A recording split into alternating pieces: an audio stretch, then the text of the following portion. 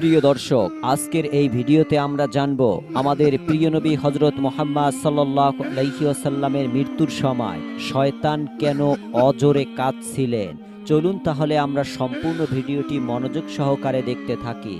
মদিনার আকাশে সেই দিন এক অজানা নীরবতা নেমে এসেছিল, যেন পরিবেশও শোকে স্তব্ধ হয়ে আছে। শহর জুড়ে ছড়িয়ে পড়েছে প্রিয় নবীজির অসুস্থতার খবর। এই সংবাদ শুনে হযরত ফাতেমা রাদিয়াল্লাহু তাআলা ছুটে চলেছেন তার পিতার ঘরের দিকে। দিনটা যেন চাঁদের আলো থেকেও নিঃশেষিত হয়ে পড়েছে। সাহাবায়ে কেরাম বসে আছেন নীরবতায়, কারো চোখ অশ্রুসিক্ত, কেউ আবার ভারাক্রান্ত হৃদয় পাথরের মতো হস্তবীর হয়ে বসে আছেন। কারো মুখে কোনো কথা নেই, শুধু চাপা কান্নার ধ্বনি শোনা যাচ্ছে। এই সময় নবীজি সাল্লাল্লাহু আলাইহি ওয়াসাল্লাম অসুস্থ অবস্থায় ঘরে শুয়ে আছেন। তার পাশে উপস্থিত হযরত ফাতেমা রাদিয়াল্লাহু তাআলা ও আম্মাজান রাদিয়াল্লাহু তাআলা। হঠাৎ নবীজি সাল্লাল্লাহু আলাইহি ওয়াসাল্লাম বললেন, হে আয়েশা, আবু বক্করকে খবর দাও। কিন্তু তার আগেই হযরত আবু বক্কর রাদিয়াল্লাহু তাআলা ঘরে প্রবেশ করলেন। তখন রাসূলুল্লাহ সাল্লাল্লাহু আলাইহি ওয়াসাল্লাম তাকে উদ্দেশ্য করে বললেন, হে আবু বক্কর, আমি তোমার হাতে একটি আমানত রেখে যাচ্ছি। তুমি আমার সাহাবীদের দায়িত্বের কথা মনে রাখবে। এই কথাগুলো চলছিল এমন সময় ঘরে পরিবেশ হঠাৎ করে পরিবর্তন হয়ে যায়। এক অনন্য নূরের ঝলকানি ঘরের চারপাশে ছড়িয়ে পড়ে। হযরত আয়েশা রাদিয়াল্লাহু তাআলা বিস্ময় তাকিয়ে দেখলেন, গৃহের বাইরের দিকে দাঁড়িয়ে আছে এক সুদর্শন পুরুষ, যার চেহারায় অজানা এক জ্যোতি ঝলমল করছে। রাসূলুল্লাহ সাল্লাল্লাহু আলাইহি ওয়াসাল্লাম জিজ্ঞাসা করলেন, দরজার বাহিরে কেউ অপেক্ষা করছে, ফাতেমা দরজাটি খুলে দাও। তখন হযরত ফাতেমা রাদিয়াল্লাহু তাআলা বললেন, ইয়া রাসূলুল্লাহ, আমি তাকে চিনতে পারছি না, তিনি এক চমৎকার রূপবান ব্যক্তি। নবীজি সাল্লাল্লাহু আলাইহি ওয়াসাল্লাম উত্তরে বললেন, হে ফাতেমা, তুমি কিভাবে তাকে চিনবে? তিনি এমন একজন মহাপরাক্রমশালী ফেরেশতা, যিনি কখনো খালি হাতে ফিরে যান না। তিনি হলেন মালাকুল মাউত হযরত আজরাইল আলাইহিস সালাম। এই কথা শুনে হযরত ফাতেমা রাদিয়াল্লাহু তাআলা এর চোখ থেকে অশ্রু ঝরতে লাগলো। মুহূর্তেই পরিবেশ আরো গম্ভীর হয়ে উঠল। এরপর হযরত আলী রাদিয়াল্লাহু তাআলা ঘরের মধ্যে প্রবেশ করলেন এবং সালাম দিলেন, আসসালামু আলাইকুম হে রাসূল। আজরাইল আলাইহিস সালাম বললেন, রহমান আপনাকে আপনার কাছে প্রেরণ করেছে। যদি আপনি অনুমতি দেন তবে আমি আপনার রূহ কবজ করব, আর যদি আপনি না চান তবে ফিরে যাব। যতদিন ইচ্ছা করবেন ততদিন আপনি দুনিয়ায় অবস্থান করবেন। তখন রাসূলুল্লাহ সাল্লাল্লাহু আলাইহি ওয়াসাল্লাম বললেন, হে আজরাইল, আমার এখনো আল্লাহর সঙ্গে একটি কথা বাকি আছে। আজরাইল আলাইহিস সালাম জিজ্ঞাসা করলেন, ইয়া রাসূলুল্লাহ, কি কথা বাকি আছে? রাসূলুল্লাহ সাল্লাল্লাহু আলাইহি ওয়াসাল্লাম বললেন, আমার প্রিয় ভাই জিবরাইল কোথায়? আমি তার সঙ্গে একবার দেখা করতে চাই। এমন সময় হযরত জিবরাইল আলাইহিস সালাম প্রথম আসমানে অবস্থান করছিলেন। এই কথা শোনার সঙ্গে সঙ্গেই তিনি দ্রুত নবীজির ঘরে চলে এলেন। ঘরের ভিতরে এক অনন্য অভয় নূর ছড়িয়ে পড়ছে। সেই জ্যোতির মধ্যে দাঁড়িয়ে আছেন হযরত জিবরাইল আলাইহিস সালাম। তিনি বললেন, হে আল্লাহর রাসূল, আপনি কেন কাঁদছেন? রাসূলুল্লাহ সাল্লাল্লাহু আলাইহি ওয়াসাল্লাম বিস্মিত কণ্ঠে বললেন, ভাই জিবরাইল, আমি এই দুনিয়া থেকে বিদায় নেয়ার সময় কেবল একটি চিন্তাই আছি, আমার সেই উম্মতের জন্য যারা গুনাহগার, আমি তাদের ভবিষ্যৎ নিয়ে উদ্বিগ্ন। তুমি কি আমার আল্লাহর কাছে গিয়ে তাদের ব্যাপারে জেনে আসতে পারো? হযরত জিবরাইল আলাইহিস সালাম সঙ্গে সঙ্গেই আল্লাহর আরশের দরবারে পৌঁছে গেলেন। যদিও আল্লাহ সুবহানাহু ওয়া তাআলা সব কিছুই জানতেন, তবুও তিনি সেনহোবারে জিজ্ঞাসা করলেন, হে জিবরাইল, তুমি কাঁদছো কেন? জিবরাইল আলাইহিস সালাম বললেন, ইয়া রব, আপনি জানেন আপনার প্রিয় হাবিব মুহাম্মদ সাল্লাল্লাহু আলাইহি ওয়াসাল্লাম তার উম্মতের গুনাহগারদের ভবিষ্যৎ নিয়ে কাঁদছেন, আর আমি তার জন্যই কাঁদছি। তখন করুণাময় আল্লাহ তাআলা বলেন, হে জিবরাইল, তুমি আমার হাবিবকে এই সুসংবাদ দিয়ে দাও, তার দুশ্চিন্তার কোনো প্রয়োজন নেই। আমার প্রিয় রাসূল যেইভাবে তার উম্মতের প্রতি মমতা ও দয়া দেখিয়েছেন, আমিও তেমন করি আমার বান্দাদের প্রতি দয়াশীল। কিয়ামতের দিন যতক্ষণ না তিনি সন্তুষ্ট হবেন ততক্ষণ পর্যন্ত আমি তাদের গুনাহ মাফ করে যাব, এমনকি অনেককেই বিনা হিসাবে জান্নাতে প্রবেশ করাবো। এই সংবাদ শুনে হযরত জিবরাইল আলাইহিস সালাম আর দেরি না করে দ্রুত রাসূলুল্লাহ সাল্লাল্লাহু আলাইহি ওয়াসাল্লামের ঘরে ফিরে এলেন। তাকে দেখে রাসূলুল্লাহ সাল্লাল্লাহু আলাইহি ওয়াসাল্লাম জিজ্ঞাসা করলেন, ভাই জিবরাইল, তুমি কাঁদছো কেন? আল্লাহ তাআলা কি বলেছে? জিবরাইল আলাইহিস সালাম বললেন, ইয়া রাসূলুল্লাহ, আল্লাহ তাআলা তো আপনার জন্য অপেক্ষা করছে এবং আপনাকে আপনার সুসংবাদ দিয়েছেন। তবে আমি কাঁদছি এই কারণে যে আজকের পর আমি আর কখনো আপনার নিকট ওহী নিয়ে আসতে পারবো না। বহু নবী ও রাসূলের নিকট আমি প্রেরিত হয়েছি, কিন্তু আপনার কাছে সবচেয়ে বেশিবার প্রেরিত হয়েছি। এখন আমার সেই দায়িত্ব শেষ হয়ে যাচ্ছে, এটাই আমার ব্যথা। রাসূলুল্লাহ সাল্লাল্লাহু আলাইহি ওয়াসাল্লাম কবুল কণ্ঠে তাকে সান্ত্বনা দিলেন। এরপর তিনি হযরত আজরাইল আলাইহিস সালামকে বললেন, হে ভাই আজরাইল, আমি প্রস্তুত রয়েছি, তুমি অনুমতি নিয়ে কাজ শুরু করো। আজরাইল আলাইহিস সালাম সম্মানের সঙ্গে রাসূলুল্লাহ সাল্লাল্লাহু আলাইহি ওয়াসাল্লামের পবিত্র বুকে হাত রাখলেন। তখন রাসূলুল্লাহ সাল্লাল্লাহু আলাইহি ওয়াসাল্লাম বললেন, হে আজরাইল, আমার জান কবজের কষ্ট যত কঠিন হোক না কেন আমি তা সহ্য করে নিব, কিন্তু আমার উম্মতের যেন এমন কষ্ট না হয়। আজরাইল আলাইহিস সালাম বললেন, ইয়া রাসূলুল্লাহ, আপনি নিশ্চিত থাকুন, আপনার উম্মতের সেই মুমিনরা যারা সত্যিকার ঈমানদার, তাদের রূহ নেওয়া হবে এমন মমতায় যেমন এক শিশু মায়ের কোলে দুধ পান করতে করতে ঘুমিয়ে পড়ে। এই আশ্বাসে প্রিয় নবী সাল্লাল্লাহু আলাইহি ওয়াসাল্লাম কিছুটা শান্ত হলেন। এরপর অত্যন্ত সম্মান ও মর্যাদার সঙ্গে হযরত আলী রাদিয়াল্লাহু তাআলা ঘরের মধ্যে প্রবেশ করলেন এবং সালাম দিলেন। আল্লাহ রাব্বুল আলামিনের আদেশে রাসূলুল্লাহ সাল্লাল্লাহু আলাইহি ওয়াসাল্লামের পবিত্র মোবারক রূহ কবজ করে আল্লাহর পবিত্র আকাশের দিকে নিয়ে চলে গেলেন। ইন্না লিল্লাহি ওয়া ইন্না ইলাইহি রাজিউন। তখন সমস্ত ঘর জুড়ে এক গভীর নিস্তব্ধতা। হযরত ফাতেমা রাদিয়াল্লাহু তাআলা ও মা আয়েশা রাদিয়াল্লাহু তাআলা বাকরুদ্ধ হয়ে গেছে, কেউই কিছু বলতে পারছে না। হঠাৎ করেই পরিবেশটা থমকে গেল। মদিনার আকাশ বাতাস স্তব্ধ হয়ে দাঁড়ালো। মনে হচ্ছিল পুরো দুনিয়া যেন কয়েক মুহূর্তের জন্য থেমে গেছে। এমন ছিল সেই দিন যখন সৃষ্টি জগতের জন্য রহমত স্বরূপ প্রেরিত নবী মুহাম্মদ সাল্লাল্লাহু আলাইহি ওয়াসাল্লাম এই দুনিয়া থেকে বিদায় গ্রহণ করলেন। খবরটা খুব দ্রুত পুরো মদিনায় ছড়িয়ে পড়ল। প্রতিটি মুমিনের হৃদয় ভেঙে পড়ল। মনে হচ্ছিল যেন কলিজা ভেঙে চুরমার হয়ে গেছে। সকলেরই হৃদয় ছিন্ন বিচ্ছিন্ন হয়ে গেছে।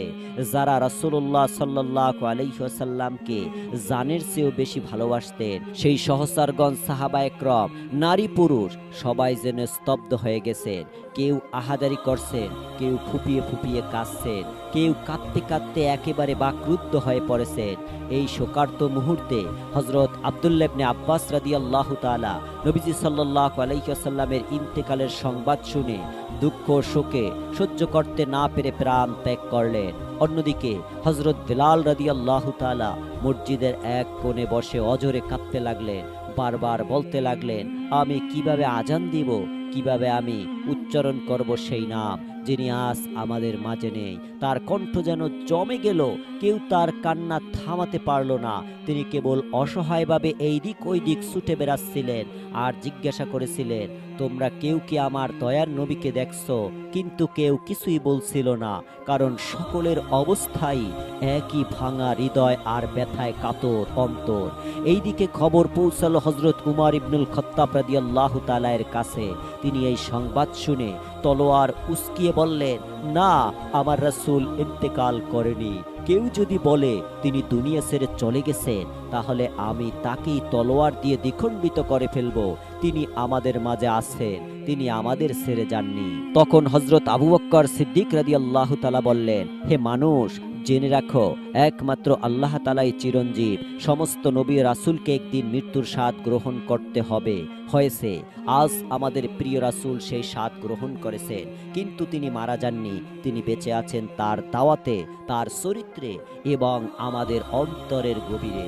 এরপর সবাই গলায় কান্না চেপে আবার ফুপিয়ে ফুপিয়ে কাঁদতে লাগলেন। মদিনার বাতাস কান্নার সুরে ভারী হয়ে উঠল। শহরের অলিতে গলিতে প্রতিধ্বনিত হচ্ছিল মানুষের হাহাকার হাহাকার। নারীরা ঘরের পর্দা ভেদ করে বেরিয়ে এলেন, চোখে অশ্রু আর অন্তরের শূন্যতা। শিশুরা ভয়ে মায়ের আঁচল আঁকড়ে ধরেছিল। পুরুষেরা একে অপরের দিকে তাকিয়েছিল স্তব্ধ চোখে। কারো মুখে কোনো শব্দ নেই, যেন পুরো শহর নির্বাক হয়ে পড়েছে। এমন শোক, এমন শূন্যতা যা কোনো শব্দে বোঝানো যায় না। সেই দিন কেবল মানুষই কাঁদেনি, কেঁদেছিল আসমান, কেঁদেছিল জমিন এবং কেঁদেছিল প্রতিটি প্রাণ।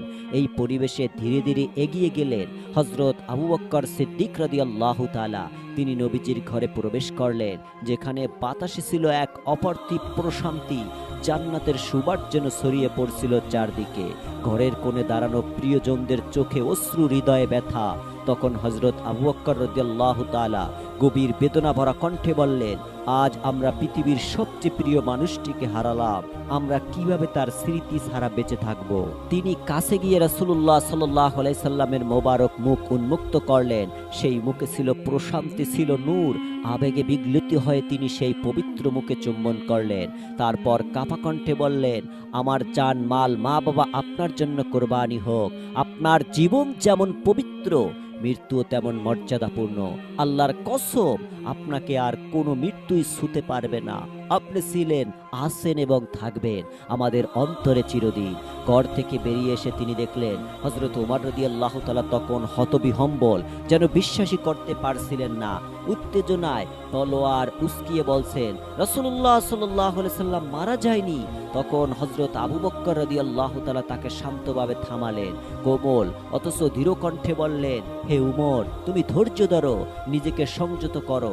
স্মরণ রেখো, প্রত্যেক প্রাণীকেই মৃত্যুর স্বাদ গ্রহণ করতে হবে।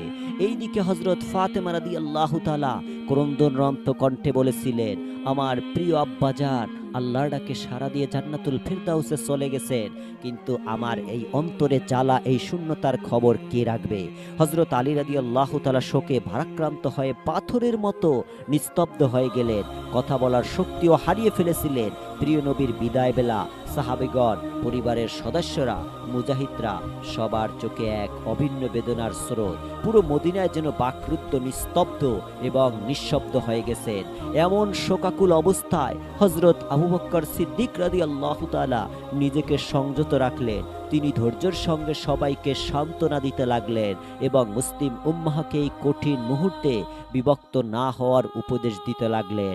প্রিয় নবীর পবিত্র দেহ মোবারক তখনও ঘরের ভিতরে শুয়েছিলেন। এমন সময় একটি জরুরি প্রশ্ন সামনে এলো, কে হবেন মুসলিম জাতির পরবর্তী খলিফা? রাসূলুল্লাহ সাল্লাল্লাহু আলাইহি ওয়াসাল্লাম এই বিষয়ে কোনো নির্দেশনা দিয়ে যাননি, যাতে পরবর্তীতে কোনো মতভেদ দেখা দেয়। এই অবস্থায় অভিজ্ঞ প্রজ্ঞাবন সাহাবীগণ একত্রিত হয়ে খেলাফতের বিষয়ে আলোচনা শুরু করলেন। কিন্তু আলোচনার শুরুতেই ভিন্ন ভিন্ন মত দেখা দিল। আনসার ও মুজাহির সাহাবীগণ নিজ নিজ দৃষ্টিকোণ থেকে খেলাফতের দাবিতে যুক্তি তুলে ধরছিলেন। বিতর্ক যেন উত্তপ্ত হতে চাচ্ছিল। ঠিক তখনই হযরত উমর ফারুক রাদিয়াল্লাহু তাআলা সামনে এসে দৃঢ়কণ্ঠে ঘোষণা করলেন, মুসলিম উম্মার নেতৃত্বের যোগ্য হলেন হযরত আবু বকর সিদ্দিক রাদিয়াল্লাহু তাআলা। আল্লাহর কসম, তিনি আমাদের প্রকৃত নেতা। রাসূলুল্লাহ সাল্লাল্লাহু আলাইহি ওয়াসাল্লামের পর আজ আমি তার হাতে বায়াত গ্রহণ করছি। এই ঘোষণা দিয়ে তিনি আবু বকর রাদিয়াল্লাহু তাআলার হাতে নিজের হাত রাখলেন এবং বায়াত গ্রহণ করলেন। এরপর থেকে একে অন্য সাহাবীরাও তার পদাঙ্ক অনুসরণ করে আবু বকর রাদিয়াল্লাহু তাআলার হাতে হাত রেখে বায়াত গ্রহণ করলেন। অবশেষে মুসলিম উম্মাহ এই ঐক্যমতে পৌঁছালো, প্রিয় নবীর পরে আবু বকর রাদিয়াল্লাহু তাআলা হবেন প্রথম খলিফা। এরপর শুরু হলো প্রিয় নবীর দাফন ও কাফনের প্রস্তুতি। রাসূলুল্লাহ সাল্লাল্লাহু আলাইহি ওয়াসাল্লামের ঘরেই তার গোসলের ব্যবস্থা করা হলো। কিছু সাহাবী এই পবিত্র দায়িত্ব পালনের জন্য এগিয়ে এলেন। তখন তারা বলেছিলেন, আল্লাহর কসম, নবীজির দেহ মোবারক থেকে এমন সুবাস ছড়াচ্ছিল যা দুনিয়ার কোনো সুগন্ধিতর সঙ্গে তুলনা নয়। তখন আমাদের মনে হচ্ছিল যেন জান্নাতের ঘেরান ঘর ভরে গেছে। এ সময় এক সাহাবী অনুরোধ করে বললেন, আমি কি এই পবিত্র কাজে অংশ হতে পারি? হযরত উসামা ইবনে যায়েদ রাদিয়াল্লাহু তাআলা পানি এনে দিতেই তিনি গভীর বেদনায় বলে উঠেন, হে আল্লাহর রাসূল, আপনার এই বিদায় আমাদের এমন কিছু থেকে বঞ্চিত করলো যা আর কখনো ফিরে পাওয়া যাবে না। আজ ওহির দরজা চিরতরে বন্ধ হয়ে গেল। আজকের দিনটা গোটা মানব জাতির জন্য সবচেয়ে গভীর শোকের দিন। হযরত আলী রাদিয়াল্লাহু তাআলা, হযরত আব্বাস রাদিয়াল্লাহু তাআলা রাসূল সাল্লাল্লাহু আলাইহি সাল্লামের পবিত্র দেহ মোবারকে গোসল করানোর কাজ শুরু করলেন এবং হৃদয় বিদারক মুহূর্তে হযরত আলী রাদিয়াল্লাহু তাআলা চোখের পানি ধরে রাখতে পারলেন না। তার চোখ দিয়ে অবিরাম অশ্রু ঝরছিল, হৃদয় শোকে ভরে গিয়েছিল। তিনি বলেছিলেন, আমি কিভাবে গোসল করাবো সেই মানুষকে যিনি ছিলেন সৃষ্টির শ্রেষ্ঠতম, সবচেয়ে পবিত্র। ইয়া রাসূলুল্লাহ, আপনার দেহ মোবারকের মতো সুবাস আমি আর কখনো অনুভব করিনি। সাহাবীগণ অত্যন্ত সম্মান ও ভালোবাসার সঙ্গে গোসলের কার্য সম্পাদন করলেন। গোসল শেষে নবীর জন্য 3টি কাপড়ের ব্যবস্থা করা হলো, কিন্তু এরপরে সাহাবীদের মধ্যে দাফনের স্থান নিয়ে মতভেদ দেখা দিল। কেউ প্রস্তাব করলেন উহুদের শহীদের পাশে দাফন করা হোক, আবার কেউ জান্নাতুল বাকির কবরস্থানে দাফনের প্রস্তাব দিলেন। এমন বিভ্রান্তির মধ্যে হযরত আবু বকর সিদ্দিক রাদিয়াল্লাহু তাআলা একটি গুরুত্বপূর্ণ হাদিস স্মরণ করিয়ে দিলেন। নবীজি সাল্লাল্লাহু আলাইহি সাল্লাম বলেছেন, নবীকে সেখানেই দাফন করা উচিত যেখানে তিনি ইন্তেকাল করেছেন। আর তিনি আরও বলেছেন যেন তাকে এমন স্থানে দাফন করা হয় যেখানে মসজিদ বানানো না হয়। এই নিদর্শনার ভিত্তিতে নবীজির দাফনের স্থান নির্ধারিত করা হলো হযরত আয়েশা রাদিয়াল্লাহু তাআলার ঘরেই, যেখানে তিনি ইন্তেকাল করেছিলেন। এরপর সামনে আসে আরও একটি প্রশ্ন, নবীজির জানাজায় যার পেছনে সাহাবারা সব সময় নামাজ পড়ছেন তার জানাজায় কে ইমামতি করবেন? পরামর্শক্রমে ঠিক হলো কেউ নির্দিষ্টভাবে ইমাম হবে না, বরং সাহাবারা পর্যায়ক্রমে দলে দলে জানাজা পড়বেন। প্রথম নবীজির পরিবার জানাজা অংশ নিলেন, এরপর মুজাহিদগণ, তারপর আনসারগণ এবং মদিনার সাধারণ মানুষজন। এভাবেই সবাই ভালোবাসা ও শ্রদ্ধার সঙ্গে জানাজা সম্পন্ন করলেন। জানাজা নামাজ শেষ হবার অনেকক্ষণ পর রহমাতুল লিল আলামিন মুহাম্মদুর রাসূলুল্লাহ সাল্লাল্লাহু আলাইহি সাল্লামের পবিত্র দেহ মোবারক দাফন করা হয় এবং তিনি চিরদিনের জন্য মানুষের দৃষ্টির আড়ালে চলে যান। এরপর হযরত ফাতেমা রাদিয়াল্লাহু তাআলা এসে রাসূলুল্লাহ সাল্লাল্লাহু আলাইহি সাল্লামের কবর মোবারকের স্থানে উপস্থিত হলেন। তিনি মাটি ছুঁয়ে কান্নায় ভেঙে পড়লেন, বললেন, আব্বাজান, আপনি তো চলে গেলেন আমাদের এতিম করে। আজ মদিনা এত নিঃশব্দ কেন? কেন বাতাসে আর আপনার কোমল কণ্ঠস্বর শোনা যায় না? বুক ভরা কষ্ট নিয়ে তিনি আর্তনাদ করে বললেন, ইয়া রাসূলুল্লাহ, আপনি তো বলেছিলেন আমরা জান্নাতে একত্রিত হব, কিন্তু আমি কিভাবে সেই সময় পর্যন্ত অপেক্ষা করব? এই পৃথিবী এখন আমার কাছে শুধুই শূন্যতা। এইদিকে হযরত বিলাল রাদিয়াল্লাহু তাআলা ছিলেন নিঃশব্দ বাকরুদ্ধ। তিনি মসজিদে নববীর এক কোণে স্থির হয়ে বসেছিলেন, যেন সময় থমকে গেছে। তখন কিছু সাহাবী তার কাছে এগিয়ে এসে বিনীতভাবে অনুরোধ করলেন, হে বেলাল, আপনি দয়া করে একবার আমাদের জন্য আজান দিন, যাতে আমাদের হৃদয় নবীজির স্মৃতি আবারও জাগ্রত হয়। হযরত বিলাল রাদিয়াল্লাহু তাআলা আজান দেওয়ার জন্য দাঁড়ালেন। তার কণ্ঠ থেকে ভেসে এলো আল্লাহু আকবার, আল্লাহু আকবার, সেই সুমধুর ধ্বনি যা এক সময় মদিনাকে জাগিয়ে তুলতো, কিন্তু আজ সেই ধ্বনি কান্নায় রূপ নিল। যখন তিনি বললেন, আশহাদু আল্লা ইলাহা ইল্লাল্লাহ, তখন তার চোখ থেকে অশ্রু গড়িয়ে পড়তে লাগলো। আর যখন উচ্চারণ করলেন, আশহাদু আন্না মুহাম্মাদুর রাসূলুল্লাহ, তখন তার গলা আটকে গেল। তিনি আর উচ্চারণ করতে পারলেন না, কান্নায় ভেঙে পড়লেন। মিনারের উপরে বসে তিনি হাউমাউ করে কাঁদতে লাগলেন। পুরো মদিনা যেন মুহূর্তে বিষণ্ণতায় ডুবে গেল। অবশেষে তিনি বললেন, যেই শহরে রাসূলুল্লাহ সাল্লাল্লাহু আলাইহি ওয়াসাল্লাম নেই, সেই শহরে আমি কিভাবে থাকব? এই মদিনা এখন আমার জন্য নয়। এবং সেই দিনই তিনি প্রিয় শহর মদিনা ছেড়ে চলে গেলেন। এরপর আর কখনো তিনি আজান দেননি, শুধু একবার ছাড়া। হযরত উমর রাদিয়াল্লাহু তাআলা, যাকে মানুষ বলতো কঠোর হৃদয়ের অধিকারী ও শক্তিমান নেতা, তিনি রাসূলুল্লাহ সাল্লাল্লাহু আলাইহি সাল্লামের ইন্তেকালের পর যেন ভেঙে পড়লেন। একদিন তিনি রাস্তার পাশে নিঃসঙ্গভাবে বসেছিলেন, চুপি চুপি বলছিলেন, আমি যখন নবীর কবরের দিকে তাকাই তখন মনে হয় তিনি যেন উঠে এসে বললেন, ও হে উমর, কেঁদো না, আমি তো আছি তোমাদের মাঝে। কিন্তু তিনি তো আর ফিরবেন না। সেই অমর উমর রাদিয়াল্লাহু তাআলা, যিনি কখনো কারো সামনে কাঁদতেন না, আজ রাস্তার ধারে বসে বসে একা একা কাঁদছেন। হযরত উমর রাদিয়াল্লাহু তাআলা একদিন দেখলেন যে শয়তান রাস্তার পাশে বসে অজরে কাঁদছিল। তখন হযরত উমর রাদিয়াল্লাহু তাআলা শয়তানকে জিজ্ঞাসা করলো, হে শয়তান, তুই কেন কাঁদছিস? তখন শয়তান বলল, আজ থেকে আর কখনো পৃথিবীতে এমন একজন মানব আসবে না যিনি মানুষের অন্ধকার হৃদয়কে ঈমানের আলোয় আলোকিত করবেন, যিনি আল্লাহ রাসূল হয়ে সৃষ্টির মুক্তির বার্তা এনেছিলেন। শয়তান জানতো এই মুহূর্তের পর মানুষ বিভ্রান্তিতে পড়বে, কিন্তু তার জন্য অপেক্ষা করছে কঠিন শাস্তি। তাই সে চিৎকার করে বলছিল, হায় আফসোস, যদি এই আখিরি জমানার নবী বেঁচে থাকতো আমি তাকে দ্বারা আমার সুপারিশ করাতাম। এভাবেই হযরত আবু বকর সিদ্দিক রাদিয়াল্লাহু তাআলার হৃদয় যেন চূর্ণ বিচূর্ণ হয়ে গেল। একদিন তিনি নবীর কবরের পাশে বসে কান্নাজড়িত কণ্ঠে বললেন, ইয়া রাসূলুল্লাহ, আমি তো সব সময় আপনার ছায়ায় ছিলাম, আপনার সঙ্গে এসেছি, আপনার সঙ্গে কেঁদেছি, কিন্তু আজ তো আপনি নেই, আমি একা হয়ে গিয়েছি, আমি কিভাবে বাঁচব? রাসূলুল্লাহ সাল্লাল্লাহু আলাইহি সাল্লামের ইন্তেকালের পর হযরত আবু বকর রাদিয়াল্লাহু তাআলা মাত্র 2 বছর বেঁচে ছিলেন। তবে সেই 2 বছরই ছিল তার জীবনের সবচেয়ে ভারী সময়। প্রতিটা মুহূর্ত ছিল অপেক্ষায় আর বিরহের। অবশেষে হযরত আবু বকর রাদিয়াল্লাহু তাআলা ইন্তেকাল করলেন এবং রাসূলুল্লাহ সাল্লাল্লাহু আলাইহি সাল্লামের কবর মোবারকের ঠিক পাশেই তাকে দাফন করা হলো। তখন মদিনার আকাশ যেন আরেকবার কান্নায় ভেঙে পড়ল। বাতাসে যেন ভেসে বেড়াচ্ছিল বিদায়ের দীর্ঘশ্বাস। হযরত মুহাম্মদ সাল্লাল্লাহু আলাইহি সাল্লাম ছিলেন দয়ার সাগর, মায়ার নবী। তার উম্মতের প্রতি ভালোবাসা ছিল সীমাহীন। তিনি কাঁদতেন